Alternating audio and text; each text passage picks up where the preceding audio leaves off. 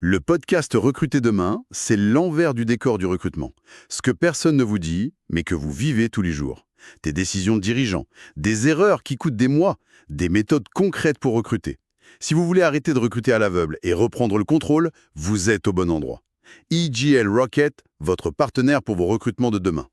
On aborde aujourd'hui un sujet, un vrai point de douleur, celui qui se joue dans chaque entretien. Ce moment, ce doute où on se demande « est-ce que ce que j'entends, c'est la réalité ?» ou une performance. On sait qu'une erreur de recrutement, ça coûte cher. Très cher.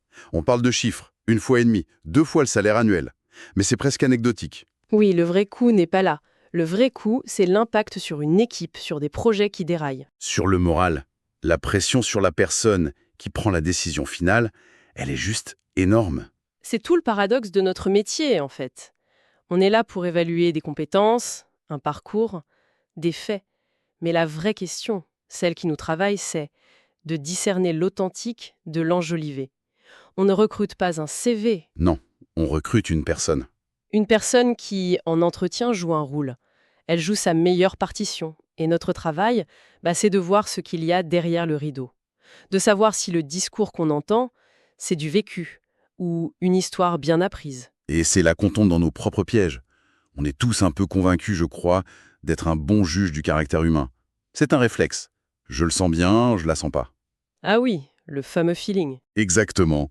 Sauf que, quand on regarde les choses froidement, notre capacité à voir si quelqu'un ment, elle dépasse à peine le hasard. C'est comme jouer à pile ou face. Sauf qu'on ne parie pas une pièce, on parie l'avenir d'un poste. Et le risque, il est bien réel. Il est quotidien. Attention, on ne dit pas que tous les candidats mentent. Loin de là. Non, bien sûr. Mais une partie non négligeable embellit, arrange, voire invente.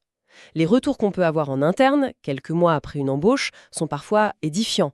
On se rend compte qu'un récit sur 5, parmi ceux qui ont vraiment pesé dans la balance, était, disons, très déformé. Donc la question, ce n'est pas « est-ce qu'on va me mentir ?» Non. La question, c'est comment je construis un échange qui rend le mensonge difficile et la vérité évidente. Alors, commençons par le début.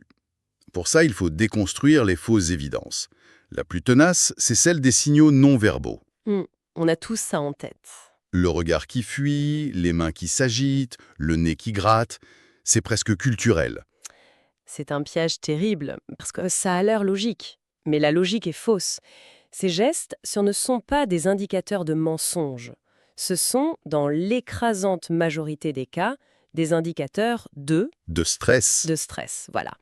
Et un entretien d'embauche, qu'est-ce que c'est? Sinon une situation de stress intense. C'est normal d'être stressé. Donc si je te suis bien, on peut avoir un candidat excellent, totalement honnête, mais juste un peu introverti. Et il va présenter tous les signes du menteur, de caricature. Exactement. Et à l'inverse, un candidat qui a l'habitude d'enjoliver, qui a répété son histoire 10 fois, il peut être d'un calme olympien. Il n'est pas stressé, lui, il récite un texte. Du coup, si on se fie à ces signaux, on prend le risque, bien réel, d'écarter le profil compétent mais anxieux et de garder le beau parleur. On se trompe de combat. On évalue la gestion du stress, en fait, pas l'expérience. C'est ça. Et c'est ce qui explique pourquoi des approches comme la synergiologie, par exemple, sont si séduisantes. L'idée qu'on pourrait décoder le langage du corps. C'est tentant. C'est la recherche de la formule magique. Mais le recrutement, ce n'est pas ça. Ces approches qui n'ont, je le précise, aucune validation scientifique sérieuse sur ce sujet, nous font oublier l'essentiel. On ne recrute pas une posture. On recrute une compétence. Une compétence et une capacité à s'intégrer. Le corps, il trahit une émotion, souvent de l'inconfort, mais il ne dit rien sur la capacité à gérer un projet. D'accord. Donc, le non-verbal, c'est un leurre. Passons au discours lui-même. Et là, il y a un deuxième grand mythe, beaucoup plus contre-intuitif. On a tendance à croire qu'un récit fluide, chronologique, sans hésitation, c'est un signe de crédibilité. Et pourtant, l'observation terrain nous montre que c'est souvent l'inverse qui devrait nous alerter. Un récit trop parfait, trop lisse et suspect. Pourquoi ? Pour le comprendre, il faut juste penser à comment fonctionne notre mémoire. Ce n'est pas un disque dur. On ne rejoue pas un fichier vidéo parfaitement. C'est un processus de reconstruction. Quand on raconte un vrai souvenir, on le reconstruit en direct. Concrètement, ça se manifeste comment, cette reconstruction ? Il y a des bugs. Des petites imperfections. La personne va chercher ses mots. Elle va se corriger. Non, attendez, c'était pas en mars, c'était plutôt début avril. Elle va admettre un trou de mémoire. Le nom exact du fournisseur, je ne l'ai plus. Elle va faire des digressions. Du genre, Et ce jour-là, je me souviens, il y avait une grève, c'était l'enfer pour arriver au bureau. Ces petits détails, ces aspérités, ne sont pas des faiblesses. Ce sont des signatures de l'authenticité. C'est la preuve que le cerveau travaille pour reconstruire un événement réel. et donc à l'inverse, celui qui invente, Celui qui invente a une peur bleue de ses imperfections. Il a pris une histoire. Pour qu'elle soit crédible, il l'a rendue simple, logique, linéaire. Il a enlevé tout ce qui pourrait le piéger. Et le résultat, c'est un discours qui sonne trop beau pour être vrai. Il est tellement concentré à être crédible qu'il en devient artificiel. c'est un changement de perspective complet. Il faut donc arrêter de regarder le candidat en cherchant des tics pour commencer à vraiment l'écouter. L'essentiel n'est pas dans le corps, mais dans les mots. C'est là que tout se joue, dans l'analyse du contenu verbal. Et là, il y a des marqueurs très clairs qui différencient un souvenir réel d'un souvenir fabriqué. Un souvenir réel, par exemple, est toujours riche, riche en détails sensoriels, contextuels. Donne-moi un exemple. Si on laisse la personne parler librement d'un succès, elle ne va pas juste décrire les étapes, elle va mentionner des choses en apparence inutiles. L'ambiance un peu électrique dans la salle de réunion, la machine à café qui était encore en panne ce matin-là, la difficulté à joindre le DAF qui était en vacances. Des détails qui n'apportent rien à la démonstration de compétences. Rien. Ils sont inutiles pour l'histoire, mais ils sont la preuve que l'histoire a été vécue. C'est ce qu'on appelle la richesse sensorielle. Et le souvenir fabriqué, lui, il est riche en quoi? En opération cognitive. Le terme est un peu technique, mais l'idée est simple. Le candidat ne se souvient pas, il déduit. Il justifie tout. Son discours est rempli de « j'ai donc pensé que, j'en ai conclu que, il était logique de faire ça ». Ah oui, d'accord. Il ne nous raconte pas une histoire. Il nous explique la logique de son scénario. Il nous vend une démonstration intellectuelle, pas une expérience vécue. C'est une distinction fondamentale, en fait. Il y a un autre élément qui va dans ce sens. Les complications. Aucun projet ne se déroule comme sur des roulettes. Un récit sans accroc, c'est suspect. C'est soit un projet trivial, soit une histoire inventée. Exactement. Un récit authentique contient presque toujours son lot de complications. Un client qui change d'avis, un bug technique imprévu, une tension avec un autre service. Et le candidat qui en parle spontanément. Ça ne montre pas une faiblesse. Au contraire, il prouve la réalité de son expérience. Il montre qu'il a navigué dans le réel, pas dans une fable. Le menteur, lui, dans sa quête de perfection, il gomme tout ça. Il se présente en héros. C'est précisément ce qui le rend irréel. Ok, les indicateurs sont clairs. Mais comment on fait émerger ça en entretien?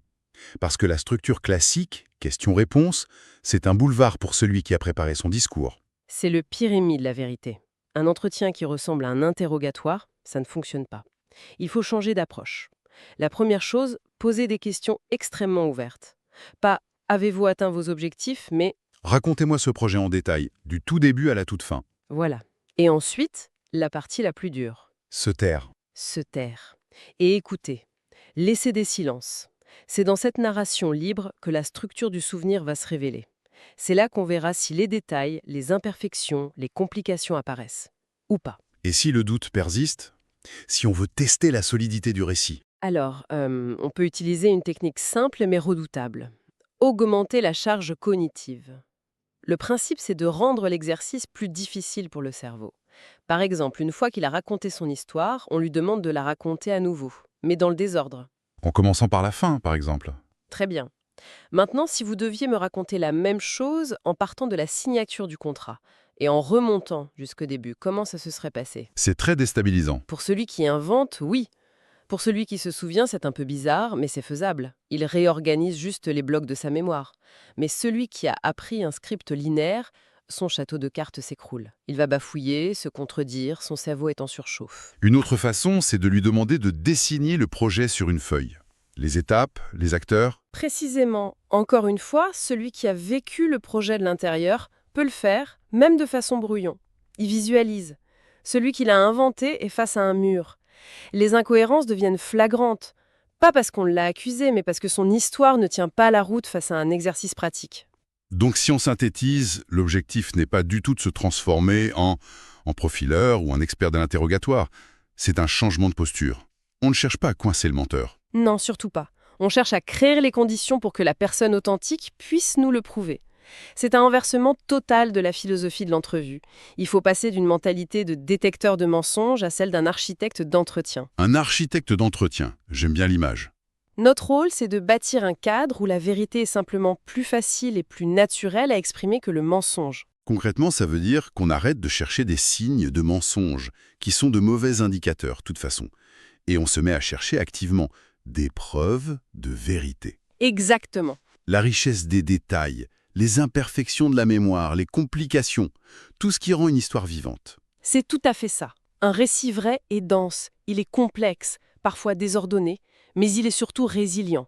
On peut le questionner dans tous les sens, il restera cohérent car il est ancré dans du vécu.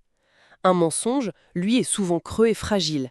Il a été conçu pour une question précise. Dès qu'on sort du sentier balisé, tout s'effondre. Maintenant que vous savez que les signes que vous cherchez étaient probablement les mauvais, quelle est la première chose que vous allez changer dans votre prochaine série d'entretiens pour réellement comprendre qui est assis en face de vous ?